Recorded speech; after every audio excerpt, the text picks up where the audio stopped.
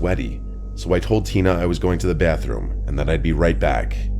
The only bathroom I could find was occupied, so I stood outside the door and waited. Eventually, the door opened and a really tall, older-looking guy wearing a white button-down and linen pants stepped out. I rushed into the bathroom and he bumped into me. I turned around and kind of expected him to apologize, but he just stood there, staring at me. It was the strangest thing. He just stood there with this blank look, sizing me up.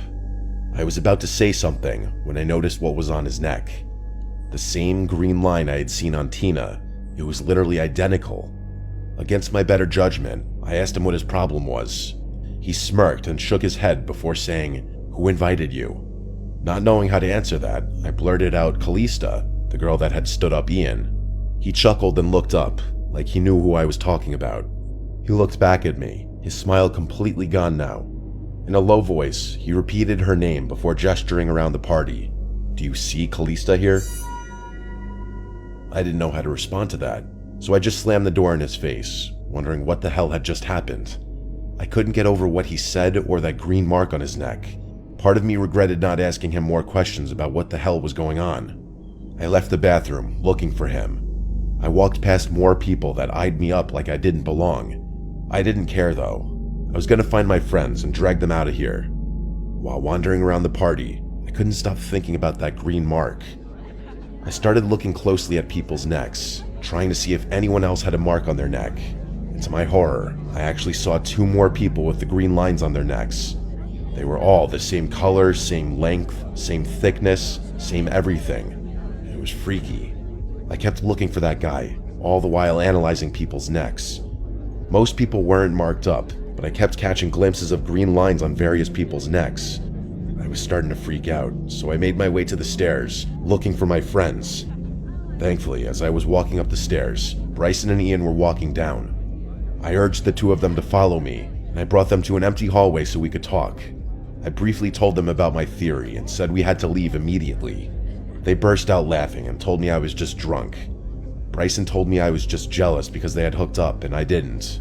I asked him where his girl had gone, and he told me she had instructed him to meet back upstairs in 20 minutes. Ian said his girl told him the same thing. There was no reasoning with these 2. They were riding the high of a hookup.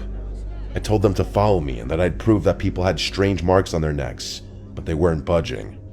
Just when I was about to give up, Ian turned to the side, and what I saw was actually horrifying. There was a thin line on his neck, only this one was red, not green. I practically screamed at him, which actually got them to listen to me. I then inspected Bryson's neck, and there was a red mark on his too. Ian told me to relax and that it was probably just a makeup stain, but Bryson started to believe me. I told them we were leaving, and Bryson and I turned to find the door. Ian still wouldn't leave, saying he wanted to meet back up with the girl. Just then, a random guy walked past us, eyeing each of us up separately.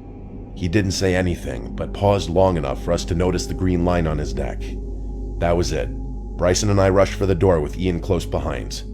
It felt like everyone there was staring at us as we left, but no one moved to stop us. We ran to Chris's car and told him to drive.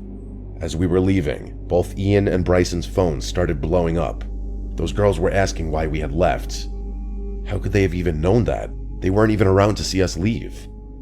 My friends blocked the girls. Everyone I tell this story to has their own crazy theory about what happened that night.